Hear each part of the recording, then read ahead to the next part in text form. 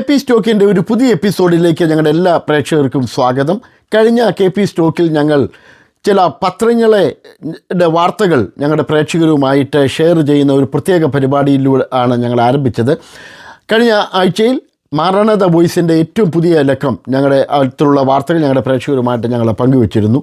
ഇന്നത്തെ എപ്പിസോഡിൽ ഗുഡ് ന്യൂസിൻ്റെ കഴിഞ്ഞ ആഴ്ചയിൽ ഫെബ്രുവരി മാസം 16 തിങ്കളാഴ്ച പ്രസിദ്ധീകരിച്ച ഗുഡ് ന്യൂസിൻ്റെ വാർത്തകളാണ് ഞങ്ങളുടെ പ്രേക്ഷകരുമായിട്ട് ഞങ്ങൾ പങ്കുവെക്കുന്നത്. കഴിഞ്ഞ ആഴ്ചയിലെ എപ്പിസോഡ് കണ്ട ശേഷം പലരും ഞങ്ങളെ വിളിക്കുകയും അവരുടെ സ്നേഹവും നന്ദിയൊക്കെ പ്രകടിപ്പിക്കുകയുണ്ടായി. പലർക്കും പ്രത്യേകിച്ച് പ്രായമുള്ളവർക്കൊക്കെ ഈ വാർത്തകൾ ഇങ്ങനെ കേൾക്കാനുള്ളൊരവസരം ലഭിക്കുന്നത് സന്തോഷമാണെന്ന് പറഞ്ഞു. അവരുടെ നന്ദിയെ ഞങ്ങളെ അറിയിച്ചിട്ടുണ്ട്. അവരോടുള്ള നന്ദി ഞങ്ങൾ ഈ സമയത്ത് അറിയിക്കുന്നു. നമ്മുടെ ഈ ഗുഡ് ന്യൂസ് വാർത്തയിലേക്ക് പോകുന്നതിന് മുമ്പായിട്ട് ഈ ചാനൽ നിങ്ങൾ സബ്സ്ക്രൈബ് ചെയ്തിട്ടില്ലെങ്കിൽ ഇപ്പോൾ തന്നെ ഒരു സെക്കൻഡ് കൊണ്ട് ഇതിൻ്റെ ചാനൽ ഒന്ന് സബ്സ്ക്രൈബ് ചെയ്ത് സഹായിക്കണമെന്ന് ഓർപ്പിക്കുന്നു. ഇത് മുന്നോട്ടുള്ള വളർച്ചയ്ക്കും പുരോഗതിക്കുമൊക്കെ ആവശ്യമാണ്. അതുകൊണ്ട് ദയവായി ഈ ചാനൽ സബ്സ്ക്രൈബ് ചെയ്ത് ഈ മാധ്യമ സുവിശേഷ പ്രവർത്തനത്തെ സഹകരിക്കണമെന്ന് പ്രത്യേകിച്ച് ഓർപ്പിക്കുന്നു. ഗുഡ് ന്യൂസ് പ്രവർത്തനം ആരംഭിച്ചിട്ട് 49 വർഷം പൂർത്തിയാകുകയാണ്. അല്ലെങ്കിൽ മറ്റൊരു ഭാഷയിൽ പറഞ്ഞാൽ അടുത്ത വർഷം നൂറ്റാണ്ട് പിന്നിടുകയാണ് ഗുഡ് ന്യൂസ്. ഇപ്പോൾ നിത്യത്തിൽ വിശ്രമിക്കുന്ന ബഹുമാന്യനായ VM മാത്യു സാർ, അതുപോലെ തന്നെ തോമസ് വടക്കേക്കുട്ടി സാറ്, ഇപ്പോഴത്തെ ചീഫ് എഡിറ്റർ ആയിരിക്കുന്ന CV Mathew sir, editor incharge ആയിരിക്കുന്ന TM മാത്യു സാർ, ഇവരെല്ലാം കൂടി ചേർന്ന് കോട്ടയത്ത് ഒരു 50 വർഷം മുമ്പ് ആലോചിച്ച് പ്രവർത്തനം ആരംഭിച്ച ഒരു പ്രസിദ്ധീകരണമാണ് ഗുഡ് ന്യൂസ് വാരിക എന്നുള്ളത്. ആദ്യത്തെ എൻ്റെ ഓഫീസ് കോട്ടയത്തിൻ്റെ ഷാസ് റോഡിൻ്റെ ഇറങ്ങി വരുന്ന സ്ഥലത്ത് അഡ്മിറൽ ട്രാവൽസിൻ്റെ അകത്തായിരുന്നു എൻ്റെ ഓഫീസ്. പിന്നീട് അത് ചില സ്ഥലങ്ങളിലേക്ക് മാറി. ഇപ്പോൾ അത് കഞ്ഞിക്കുഴിയിലാണ് ഗുഡ് ന്യൂസിൻ്റെ ഓഫീസ് പ്രവർത്തിക്കുന്നത്. കഴിഞ്ഞ 50 വർഷമായിട്ട് അല്ലെങ്കിൽ 49 വർഷമായിട്ട് ഒരു മുടക്കവും കൂടാതെ പ്രസിദ്ധീകരിക്കുന്ന ഒരു വാർത്താ വാരികയാണ് ഗുഡ് ന്യൂസ്. എൻ്റെ അറിവ് ശരിയാണെങ്കിൽ ചില അഡ്മിനിസ്ട്രേറ്റീവ് കാര്യങ്ങൾക്ക് വേണ്ടി മാത്രം വർഷത്തിൻ്റെ ഏറ്റവും അവസാനത്തെ ലക്കം മുടക്കാറുണ്ട്. അതല്ലാതെ മറ്റെല്ലാ ലക്കവും പ്രസിദ്ധീകരിക്കുന്നു എന്നുള്ളതാണ് ഇതിൻ്റെ പ്രത്യേകത. എല്ലാ സഭാജനങ്ങളെയും ഒന്നിച്ചു ചേർക്കുന്ന ഒരു സഭകളുടെ ഐക്യതയ്ക്ക് വേണ്ടിയാണ് ഉള്ള മുദ്രാവാക്യം മുഴക്കുന്ന ഒരു പത്രമാണ് ഗുഡ് ന്യൂസ് എന്ന് പറയുന്നത്. എൻ്റെ പ്രാരംഭം മുതൽ തന്നെ എല്ലാ മുഖ്യധാര പെന്തക്കോസ്ത് സഭകളുടെ നേതാക്കന്മാരെയും ഒന്നിച്ച് ഒരേ വേദിയിൽ ഇരുത്തിക്കൊണ്ട് പോകുന്ന ഒരു പ്രവർത്തനമായിരുന്നു. അതുകൊണ്ട് തന്നെ എല്ലാ മുഖ്യധാര സഭകളും ഇത് അവരുടെ പ്രസിദ്ധീകരണമാണെന്നുള്ള ആ അഭിമാനത്തോടു കൂടി തന്നെയാണ് ഗുഡ് ന്യൂസ് ഇപ്പോഴും മുമ്പോട്ട് പോകുന്നത്. ഇത് 2461 ഇഷ്യൂ ആണ് കഴിഞ്ഞ ആഴ്ചയിൽ ഇറക്കിയത്. എന്ന് പറഞ്ഞാൽ 2461 ആഴ്ചകളിലായി ഈ മാസം ഇങ്ങനെ ഇറക്കിക്കൊണ്ടിരിക്കുകയാണ്. അതിനുള്ള സന്തോഷം ഉണ്ടായിരുന്നു. ഒന്നാമത്തെ പേജിൽ എഴുതിയിരിക്കുന്ന ഒരു വാർത്ത എന്ന് പറയുന്നത് TPM കൊട്ടാരക്കര സാർവദേശീയ കൺവെൻഷനെ കുറിച്ചുള്ള വാർത്തകളാണ്. TPM കൺവെൻഷൻ മുന്നോടിയായിട്ട് അതെവിടെ നടക്കുന്നു, അവിടെ ഒരു സുവിശേഷ റാലി നടക്കാറുണ്ട്. ഇത് കൊട്ടാരക്കര എന്ന സുവിശേഷ റാലിയുടെ പടമാണ് ഫ്രണ്ട് പേജിൽ മെയിൻ ന്യൂസായിട്ടും അതിൻ്റെ വാർത്തകളൊക്കെ ആയിട്ട് കൊടുത്തിരിക്കുന്നത്. ദൈവം പീഡിതരെ വിടുവിക്കുന്നവൻ പാസ്റ്റർ S. എബ്രഹാം എന്നുള്ള ടൈറ്റിലാണ് കൊട്ടാരക്കര കൺവെൻഷൻ ആരംഭിക്കുമ്പോൾ അവിടുത്തെ പ്രധാന പ്രാസംഗികരായിരിക്കുന്നവരുടെയൊക്കെ പറയുന്നുണ്ട്. അതുപോലെ തന്നെ church of God India Kerala state ഭരണസമിതി അവരുടെ പടങ്ങളും കൊടുത്ത ചെറിയൊരു വാർത്തയുണ്ട്. IPC worship centre Sharjah silver jubilee സമ്മേളനത്തിന് അനുഗ്രഹ സമാപ്തി. ഇങ്ങനെ 3 പ്രധാനപ്പെട്ട വാർത്തകളുമാണ് ഒന്നാമത്തെ പേജിൽ കൊടുത്തിരിക്കുന്നത്. അപ്പോൾ തന്നെ ഒരു ലേഖനത്തിൻ്റെ ഒരു ചെറിയ ഭാഗം കൂടെ ഒന്നാമത്തെ പേജിലുണ്ട്. പാസ്റ്റർ KC ജോൺ എഴുതിയിരിക്കുന്ന ഏകാധിപത്യ വാഴ്ചയല്ല സഭാ നേതൃത്വത്തിൽ ഇപ്പോൾ ഈ അടുത്തയിടയിൽ കാണുന്ന ഏകാധിപത്യ പ്രവണതകളെ അപലപിച്ചുകൊണ്ടുള്ള ഒരു ലേഖനമാണ് പാസ്റ്റർ KC ജോൺ ഇറക്കിയിരിക്കുന്നത്.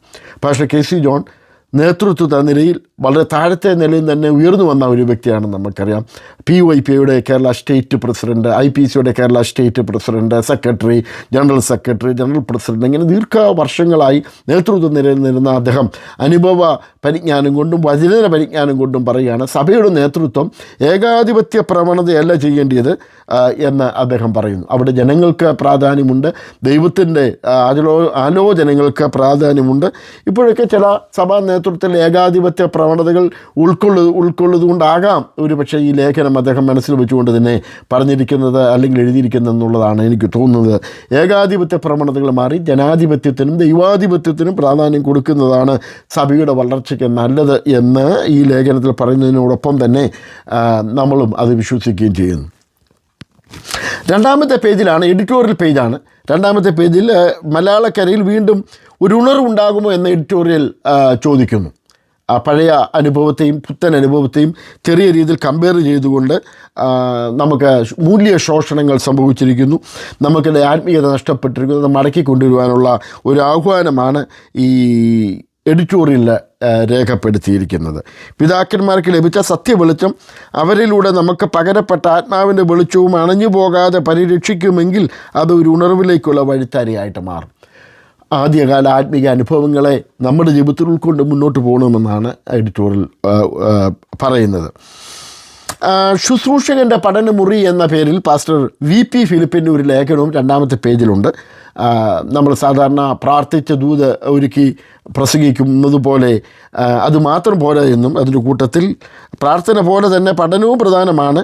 ബൈബിൾ വായിക്കുകയും ധ്യാനിക്കുകയും പഠിക്കുകയും ചെയ്യുക, അനുഭവ പരിചയവും അറിവുള്ളവരിൽ നിന്നും പഠിക്കുക, പുസ്തകങ്ങൾ വാങ്ങി വായിക്കുക, ബൈബിൾ പഠന ഗ്രന്ഥങ്ങളുടെ വായന ശീലമാക്കുക എന്നൊക്കെ ഉള്ള ഒരു ബൃഹത്തായ ഒരു ലേഖനം അദ്ദേഹം എഴുതിയിട്ടുണ്ട്. തീർച്ചയായിട്ടും വായനയും പഠനവും പ്രാർത്ഥനയോടൊപ്പം അത്യാവശ്യമുണ്ടെങ്കിൽ മാത്രമേ നമ്മുടെ ഇപ്പോഴത്തെ കാലത്തുള്ള പ്രസംഗങ്ങൾ ഒക്കെ ജനങ്ങൾക്ക് പ്രയോജനപ്പെടുകയുള്ളൂ എന്ന് പറയുന്നു. ഗുഡ് ന്യൂസിൻ്റെ ആ രണ്ടാമത്തെ എഡിറ്റോറിയലിൻ്റെ മുകളിലായിട്ട് ഇങ്ങനെ മലയാള മാസത്തിലും എഴുതിയിട്ടുണ്ട്. അതായത് ഈ ലക്കം ഇറങ്ങിയത് 1201 കുംഭമാസം 4-ാം തീയതി 1978 എസ്റ്റാബ്ലിഷ് ചെയ്തത്. എന്നാൽ ഈ ലക്കം കുംഭം 4 എന്ന മലയാള മാസം കൂടെ അവിടെ എഴുതിയിട്ടുണ്ട്. ഇനി മൂന്നാമത്തെ പേജിൽ ഒത്തിരി വാർത്തകളാണ്. ആ വാർത്തകളൊക്കെ കാലഹരണപ്പെട്ടതുകൊണ്ട് ഈ മാസിക ഒരാഴ്ച പിന്നിട്ടതാണ്. പുതിയ മാസിക ഈ വാരിക പുതിയ വാരിക ഈ ദിവസത്തിനുള്ളിൽ ഇറങ്ങും. അതുകൊണ്ട് ഈ വാർത്തയുടെ ന്യൂസ് വാല്യൂ നഷ്ടപ്പെട്ടതുകൊണ്ടെല്ലാം ഞാൻ വായിക്കാൻ ആഗ്രഹിക്കുന്നില്ല.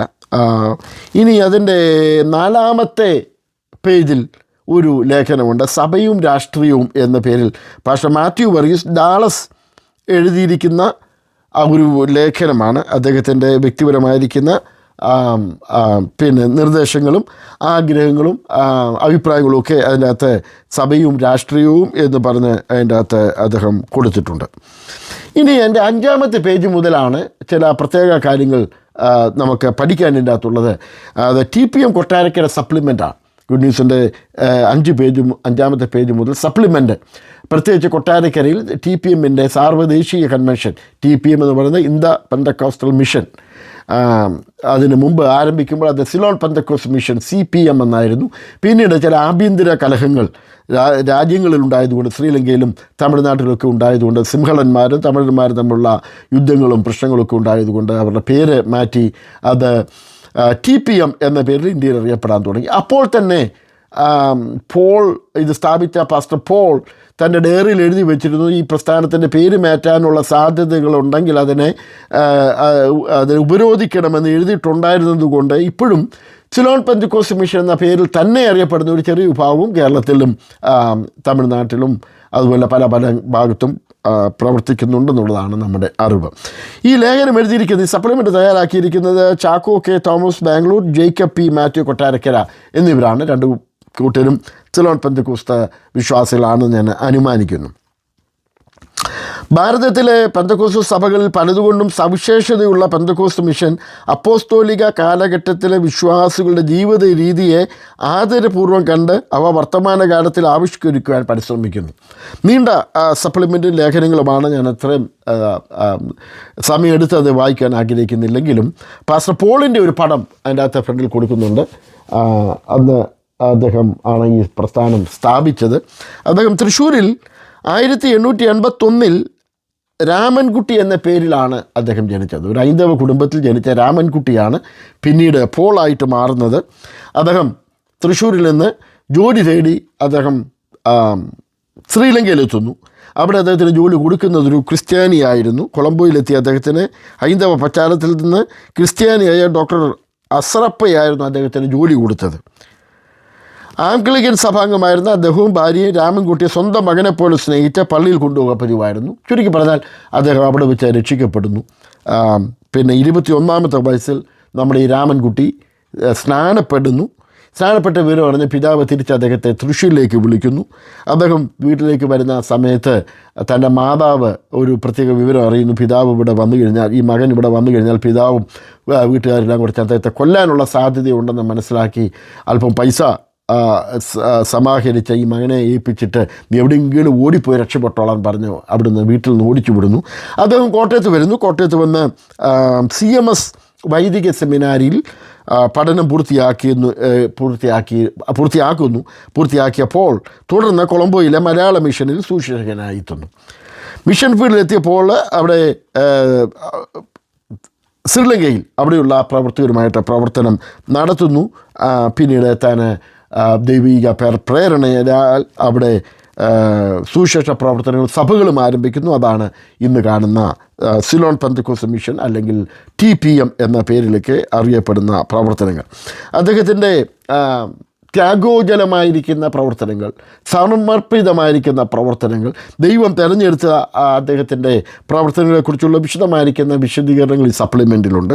മറ്റൊന്നാണ് പാസ്റ്റർ P. പോളിൻ്റെ ശവകുടീരത്തിൻ്റെ അടുത്ത് ഹെഡ് സ്റ്റോണിൻ്റെ ഒരു പടം ഇവിടെ കാണിച്ചിട്ടുണ്ട്, ഗുഡ് ന്യൂസിലുണ്ട്. Founder of the Ceylon pentecostal mission in 1924, ended glory 1945, 7/04 July 4 അദ്ദേഹം മരിച്ചതായിട്ടാണ് ഈ ഹെഡ് സ്റ്റോണിൽ നമ്മൾ കാണുന്നത്. കൊളംബോയിലെ കനാത്ത സെമിത്തേരിയിൽ പാസ്റ്റർ പോളിൻ്റെ കബറിടത്തിൽ സ്ഥാപിച്ചിരിക്കുന്ന ശിലാഫലകമാണ് ആയിട്ടാണ് ഈ പടം അവിടെ കാണുന്നത്. ഇനി അതിൻ്റെ 7ാമത്തെ പേജിലേക്ക് വന്നാൽ മദർ ആലീസ് ചെറിയാൻ ഖത്തർ ശുശ്രൂഷയിൽ 6 പതിറ്റാണ്ട് പിന്നിട്ടു എന്ന ഒരു വാർത്തയാണ്. കൊട്ടാരക്കരയിൽ ഉള്ള ഒരു ദൈവദാസിയാണ് ആലീസ് ചെറിയാൻ.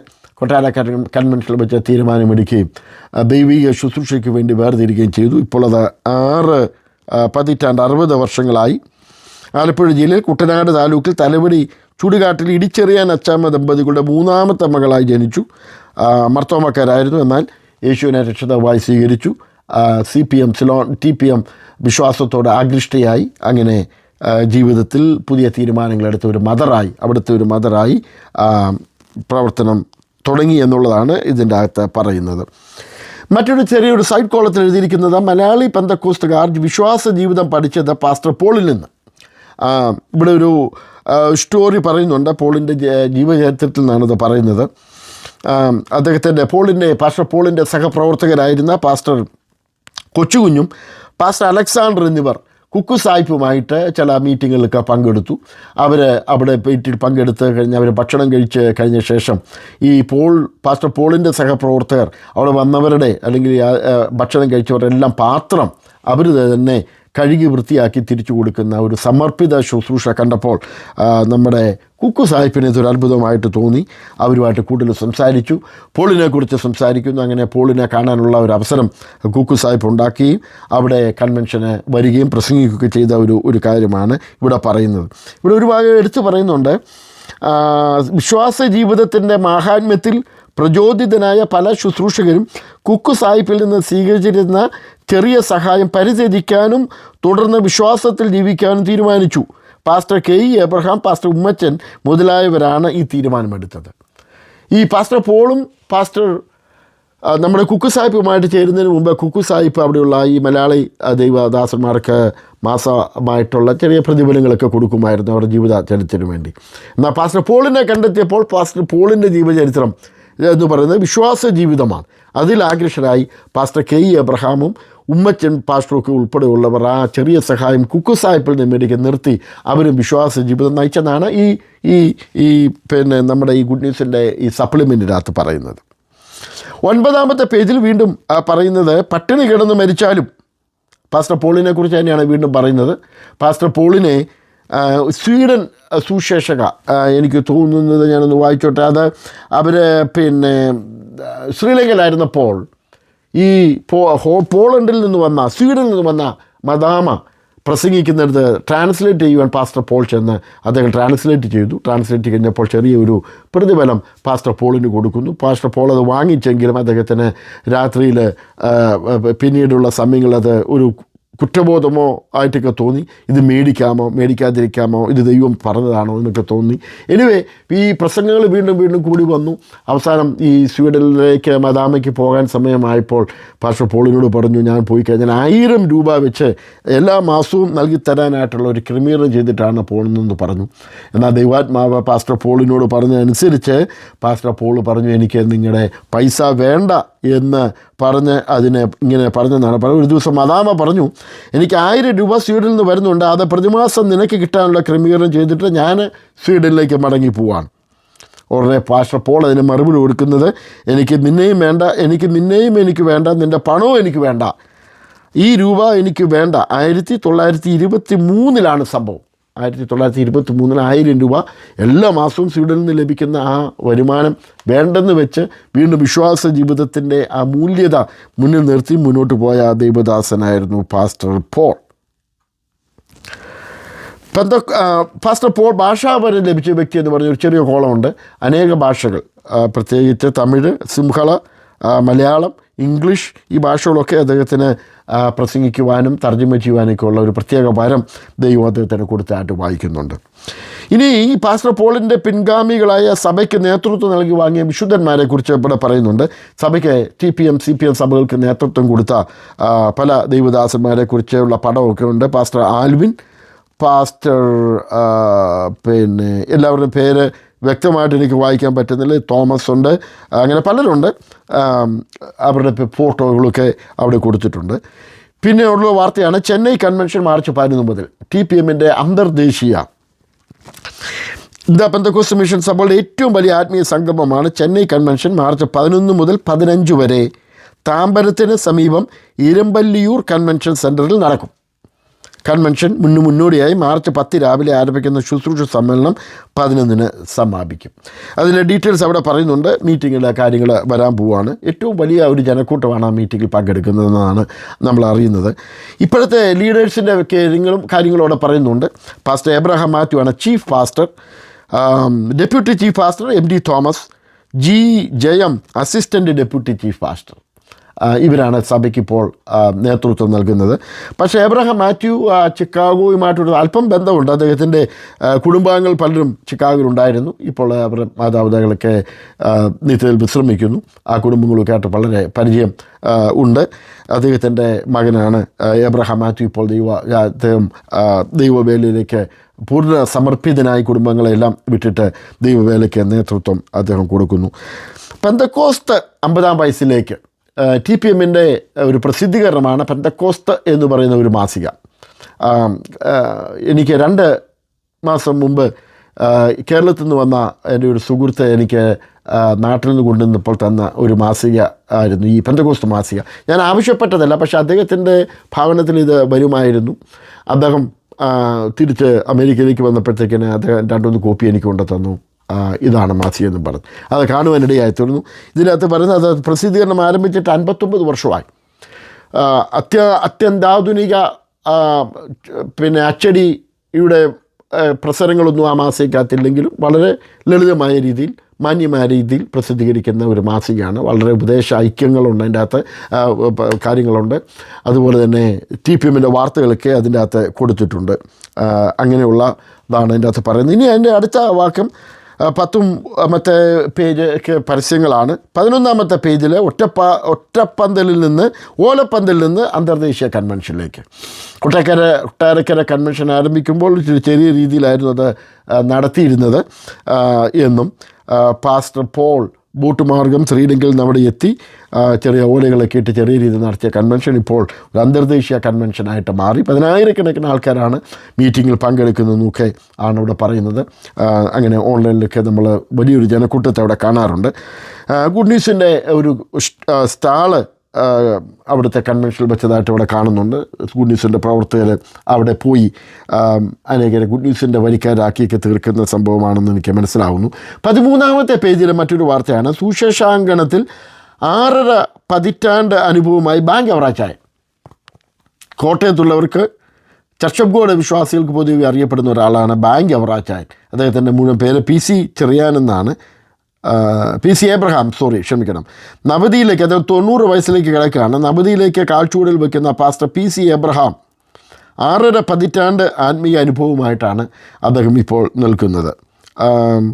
അദ്ദേഹത്തെ പൊതുവെ വിളിക്കുന്നത് പാപ്പച്ചൻ എന്ന വിളിപ്പേരുള്ള പാസ്റ്റർ PC എബ്രഹാമിനെ കോട്ടയംകാർക്ക് സുപരിചിതം ബാങ്ക് അവറാച്ചൻ എന്ന പേരിലാണ്.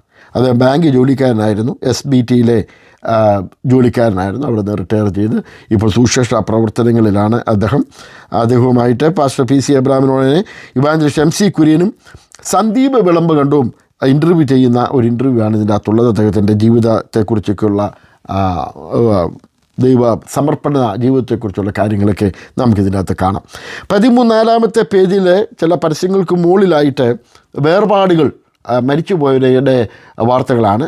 പ്രധാനപ്പെട്ട ചില വാർത്തകളൊക്കെയാണ് ഇതിൻ്റെ അകത്തുള്ളത്. പ്രത്യേകിച്ച് 103-ാമത്തെ വയസ്സിൽ പുതുപ്പള്ളി ചർച്ച് ഓഫ് ഗോഡിലെ അംഗമായ ഏലിയാമ്മ തോമസ് നിത്യതയിൽ പ്രവേശിച്ചതായിട്ട് അവിടെ കാണുന്നു.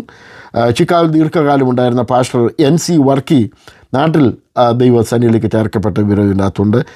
ന്യൂയോർക്കിലെ എബി തോമസിൻ്റെ മരണം ഇതിനകത്ത് റിപ്പോർട്ട് ചെയ്യുന്നുണ്ട്. പല അങ്ങനെയുള്ള വാർത്തകളൊക്കെ ഇതിനകത്ത് വരുന്നുണ്ട്. പിന്നെ 15-ാമത്തെ പേജിൽ മുഴുവനും വിവാഹ പരസ്യങ്ങളാണ്. ഗുഡ് ന്യൂസിൽ ഒത്തിരി വിവാഹ പരസ്യങ്ങളുണ്ട്. ഇപ്പം നമ്മളിപ്പോൾ എവിടെ ചെന്നാലും കുറേ പേരെങ്കിലും കാണും ഗുഡ് ന്യൂസ് മുഖാന്തരമാണ് അവർ ജീവിത പങ്കാളിയെ കണ്ടെത്തിയതെന്ന് പറയാറുണ്ട്.